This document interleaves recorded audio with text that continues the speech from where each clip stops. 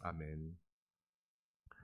이 아침 우리에게 주시는 하나님의 말씀은 시편 138편 1절로 8절입니다.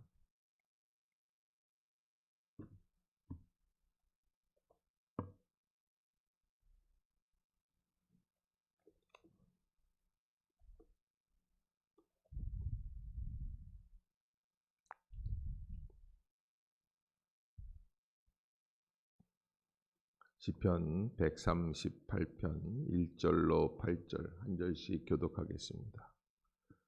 내가 전심으로 주께 감사하며 신들 앞에서 주께 찬송하리이다.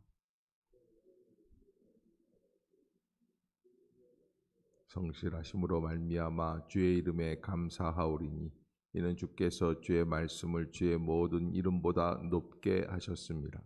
내가 간구하는 날에 주께서 응답하시고 내 영혼에 힘을 주어 나를 강하게 하셨나이다.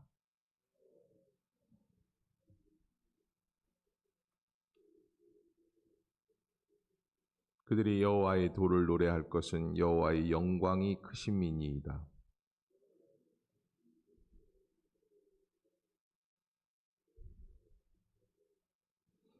내가 환난 중에 다닐지라도 주께서 나를 살아나게 하시고 주의 손을 펴사 내 원수들의 분노를 막으시며 주의 오른손이 나를 구원하시리이다.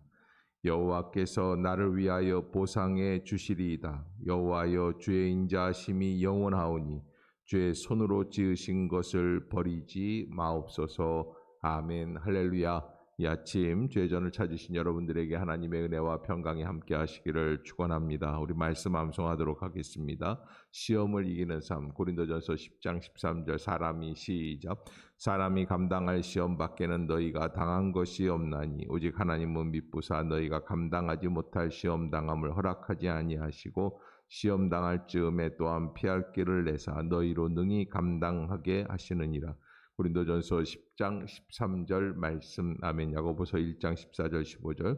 오직 각 사람이 시험을 받는 것은 자기 욕심에 끌려 미혹됨이니 욕심이 잉태한즉 죄를 낳고 죄가 장성한즉 사망을 낳느니라.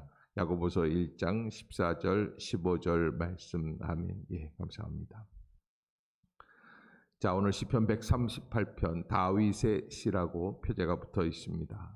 전심으로 주께 감사한다 하는, 우리가 다윗을 바라볼 때 다윗은 하나님 앞에서 그냥 함부로 하는 사람이 아닙니다. 하나님만을 섬길 때에 그의 신앙이 열정적이기도 하지만 구별된 거룩한 다른 모양이다. 하나님 앞에 나올 때에는 그는 다른 사람들과 좀 달랐다. 하나님 앞에서 그 고백이 어떻습니까? 전심으로 주께 감사한다 하는 그 말씀, 온 힘을 다하여서 감사하겠다. 그리고 신들 앞에서 주께 찬송하겠다라는 말씀도 사실은 이 신들 앞에서 주께 찬송하겠다 여러 가지 의미가 좀 담겨 있습니다. 이 신들 앞에서 주께 찬송하겠다라는 것은 당시에 우상 많은 신들이 있지 않습니까? 많은 우상 신들이 있는 가운데에서 자기는 구별된 모습으로 하나님을 찬양하겠다. 다른 신들을 인정하는 게 아닙니다. 다른 이방 신들, 우상 신들을 인정하는 게 아니라 그 신들을 섬기고 있는 사람들을 자기가 제압하겠다는 거예요. 하나님께서 높으시기 때문에, 하나님께서 유일하시기 때문에 그 믿음을 가지고 모든 이방신, 우상신들을 섬기고 있는 사람들을 다 제압해버리겠다. 그래서 신들 앞에서 주께 찬송하리이다. 그런 고백을 하는 것이죠. 그래서 이렇게 선포한 다음에 2절에 내가 주의 성전을 향하여 예배하며 주의 인자하심과 성실하심으로 말미암아 주의 이름에 감사하오리니 이는 주께서 주의 말씀을 주의 모든 이름보다 어떻게 하셨다? 높게 하셨다. 그래서 하나님께서 우리에게 어떻게 인도해 주시느냐, 이 다윗의 마음속에서 하나님의 성전을 향하여서, 하나님이 성전에도 거하시고 여러 곳에 다 거하시지만 특별히 하나님을 예배하는 자리를 사모하는 마음이 다윗에게는 온전하다라는 뜻으로 주의 성전을 향하여 예배하며 주의 인자하심과 성실하심으로 말미암아 주의 이름을 감사하겠다라고 선포하는 것입니다. 그렇기에 우리가 주님 앞에 나아갈 때 우리가 잊지 말아야 될 것 한 가지, 여러분 아침에도 새벽에도 일어나면 피곤할 때가 좀 있죠. 그런데 그럴 때 우리의 잠을 깨우고 피곤함을 깨울 수 있는 가장 좋은, 저에게 있어서 가장 명약 중에 명약이 하나 있어요. 그것은 바로 감사라는 거예요. 하나님 감사합니다. 그러면요, 참 이상하게 모든 피곤이 물러나는 그런 체험을 하게 되게 되어 있습니다. 그러기에 여러분들도 하나님 앞에서 새벽에 아침에 눈을 뜨자마자 뭐 하자고요? 감사합니다. 주님 앞에 감사한다. 주의 이름에 감사한다.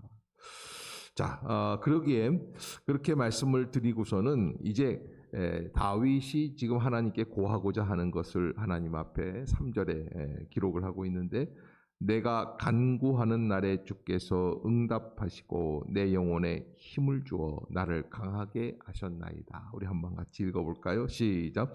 내가 간구하는 날에 주께서 응답하시고 내 영혼에 힘을 주어 나를 강하게 하셨나이다. 다윗이 하나님 앞에 전심으로 감사하며 주의 성전을 향하여 예배하며 주의 이름에 감사하려고 하는 그런 이유가 있어요. 그것은 지금 하나님 앞에 기도해야 할 제목이 하나 있다는 거예요. 내가 간구하는 날에 주께서 응답하시고, 예수 믿는다는 게 무엇입니까? 예수 믿는다는 것이 앞으로 죽음 이후에 다가올 천국의 삶을 상상하며 바라보며 인내하며 기다리는 것도 은혜이지만, 그러나 이 땅에 살면서 믿음 생활을 감당하면서 내게 놓여져 있는 모든 어려움들 가운데서 이 어려움들 한 가지 한 가지를 붙들고 주님 앞에 나아가 기도할 때 하나님이 내게 응답해 주시고 삶을 열어주시고 길을 회복시켜 주시고 마음의 회복의 역사가 일어나게 해주시고, 여러분 세상 밖에 있을 때는 너무나 답답하고 어렵지만 하나님 앞에 나오면 어떻습니까? 마음이 시원할 때가 있다는 거예요. 아무것도 안 해주셨는데도 불구하고 하나님께 나오면 마음의 회복의 역사가 일어나는, 그게 바로 예수 믿는 삶 아니겠어요? 내가 간구하는 날에 주께서 응답하시고, 다윗이 한 가지 분명한 의식이 있는데 그것은 바로 내가 기도하면 하나님 나에게 응답해 주시겠다. 아멘. 여러분 꼭 잊지 마시기를 바랍니다. 내 영혼에 힘을 주어 나를 강하게 하셨다. 그러니까 여러분 이 다윗이 하나님 앞에 고백하면서 삶의 원칙을 알고 있는 거예요. 사람은 어디에 힘이 임해야 진짜 믿음의 사람이 되느냐. 여러분 내가 이렇게 볼 때 내가 좀 하나님이 누가 나한테 하나님께서 역사해 주는 동안 나한테 한 1억 정도 줬으면 좋겠다. 그러면 힘이 날 것 같아요? 아니요. 갑자기 막 그냥 뭐 30대에 건강이 확 임했으면 좋겠다. 그러면 힘이 날 것 같아요? 그렇지가 않다는 거예요. 그래서 사도 요한도 요한 3서 2절에서 그렇게 얘기하고, 사랑하는 자여 내 영혼이 잘된 같이 내가 범사에 잘되고 강건하기를 간구한다 말씀하는 것처럼, 여기 오늘 본문에도 내 영혼에 힘을 주어, 내 영혼에 힘을 주어. 사람은요 진짜 강건해지기 원하면 어디에 힘을 주셔야지 돼요? 영적인 일에 힘을 주셔야지 돼요. 거기가 회복이 돼야지 돼요. 하나님을 찾는 것, 하나님께 기도하는 것, 하나님을 예배하는 것, 그 말씀에 들어가는 것, 내 영혼에 힘을 주실 때 우리는 진정한 강건함의 역사를 회복하게 되는 것이에요. 4절에 보면 여호와여 세상의 모든 왕들이 주께 감사할 것은 그들이 주의 입의 말씀을 들음이오며, 이제 다윗은 혼자 독백하듯이 뭐라고 말을 하냐면, 하나님께서 나에게 힘을 주셔서 내가 승리하게 하시면 모든 왕들이 주님 앞에 감사를 드리며 주의 말씀을 듣게 되는 형국이 이루어지게 될 것이다. 그러니까 무슨 얘기입니까? 자기의 명예와 자기의 욕심을 이루기 위하여 전쟁에 승리하는 것이 아니라 무엇을 위하여? 하나님의 이름을 높이기 위하여 전쟁에 승리하게 해달라고 하는 간구죠. 그래서 더 나아가서 그들의 여호와의 도를 노래할 것은 여호와의 영광이 크십니다. 자, 그러면서 하나님의 속성에 대해서 6절에 한번 6절 한번 읽어봅시다. 시작. 여호와께서는 높이 계셔도 낮은 자를 굽어 살피시며 멀리서도 교만한 자를 아심이니이다. 아멘. 하나님은 높이 계신 것 같지만 낮은 우리를 굽어 살피시고, 멀리 계신 것 같지만 교만한지 겸손한지 다 아셔서 우리의 역사 속에서 심판하시고 판단해 주신다라는 거예요. 그러기에 하나님이 계시다 안 계시다 이거 가지고 걱정하지 말고 하나님을 향하여 끊임없이 나와 감사하며 찬양하며 소원을 아뢰라는 거예요. 더 나아가서 7절에 내가 환난 중에 다닐지라도 주께서 나를 살아나게 하시고, 내가 환난 중에 다닐지라도, 여러분 이런 본문을 읽다 보면 우리에게 큰 위로가 되지 않습니까? 네. 특별히 다윗의 시라고 하는 것이 한 나라의 왕인데, 한 나라의 지도자인데 산전수전 공중전까지 다 겪었던 그런 한 위대한 인간이 하나님 앞에서 자기도 환난 속에 있을 때에 자기가 다시 일어날 수 있었던 것은 누구라는 거예요? 주께서 나를 살아나게 하시고 주의 손을 펴사 내 원수들의 분노를 막으시고 주의 오른손이 나를 구원하실 것이다. 그런 고백 속에서 다윗이 하루하루를 버텨냈다라고 하는 것입니다. 자, 8절 같이 보겠습니다. 시작. 여호와께서 나를 위하여 보상해 주시리이다. 여호와여 주의 인자심이 영원하오니 주의 손으로 지으신 것을 버리지 마옵소서. 아멘. 다윗이 일생에 여러 가지 환난과 어려움들이 있었지만 가장 큰 위기는 아들 압살롬으로부터 반역하여서 자기가 위기 속에 있을 때, 그때 참 큰 어려움이죠. 아들이 자기를 죽이려고 하는데 그 세력이 만만치가 않고 예루살렘을 빼앗고 자기의 후첩들과 관계를 갖고 자기 지위를 노리고 모든 충신들을 빼앗아가고 그렇게 했던 압살롬과의 전쟁. 그러나 이렇게 환난 중에 다닐지라도, 그러나 하나님 앞에서 한 가지 분명한 것은 여호와께서 나를 위하여 보상해 주시리이다. 사람이 나에게 뭘 갚아줄 건지 안 갚아줄 건지 사람에게 위로를 받으려고 하는 것이 아닙니다. 다윗은 그의 일생을 통해서 한 가지 깨닫고 있는 것은 사람이 자기를 위로할 수가 없다는 거예요. 어쩔 때는 좀 남편에게 위로를 받고 싶은데 그럴 때일수록 어떻게 하라니 남편이 더 위로가 안 돼요. 자식도 마찬가지예요. 부모조차도 그래요. 그런데 우리가 하나님 앞에 나오는 이유가 있습니다. 하나님이 나를 위로해 주십니다. 하나님이 나를 위로해 주시고 나의 심령을 회복시켜 주시고 지옥 같은 마음일지라도 주님 앞에 나왔을 때 천국 같은 은혜의 심령으로 바꾸어 주시는 것입니다. 그래서 여호와여 주의 인자심이 영원하오니 주의 손으로 지으신 것을 어떻게 하지 마옵소서, 버리지 마옵소서. 결론은 무슨 이야기입니까? 나를 버리지 말아달라는 거예요. 아마 다윗이 어떤 상황이었는지 우리는 미루어 짐작할 수는 없습니다. 여러 가지 상황들이 있었겠죠. 그러나 다윗이 그 모든 상황 속에서 딱 한 가지 하나님 앞에 구하는 것은 힘이 있게 해달라, 돈이 있게 해달라, 무슨 건강을 해달라, 뭐 여러 가지 것들이 있겠지만 딱 한 가지, 나를 버리지 말아달라. 이게 오늘 결론이에요. 주여 나를 버리지 마옵소서. 그래서 하나님이 버리지 않으시면 좀 어렵고 힘이 들고 답답하고 좌절하고 낙심할지라도 어떻습니까? 마침내 다시 회복이 되는 역사가 분명히 있을 것이다 라고 하는 다윗의 분명한 신앙 고백이 있기 때문에 오늘도 다윗은 하나님께 그렇게 간구하는 것이죠. 오늘 138편 1절을 시작하면서 그가 하나님 앞에 전심으로 주께 감사하며 전심으로 주께 감사. 여러분 우리가 여러 가지 어려운 일들이 있습니다. 답답합니다. 인간은 답답하지 않으면 하나님 앞에 나오기가 쉽지가 않습니다. 어렵고 힘들고 좌절하고 낙심하고 절망해야지만 하나님 앞에 나올 수 있는 마음이 들게 돼요. 그러나 그런 모든 과정 속에서도 하나님 앞에 나왔을 때 주님이 나에게 늘 회복의 역사를 주시고, 여기 오늘 다윗은 전심으로 주께 감사를 드리겠다. All of mine, 나의 모든 것을 다해서 하나님을 찬양하고 감사를 드리겠다. 여러분 따라해 보실까요? 감사가 살 길입니다. 다시 한번 감사가 살 길입니다.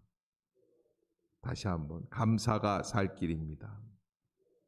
여러분 우리가 예배를 드리지만 예배의 가장 본질 핵심은 감사예요.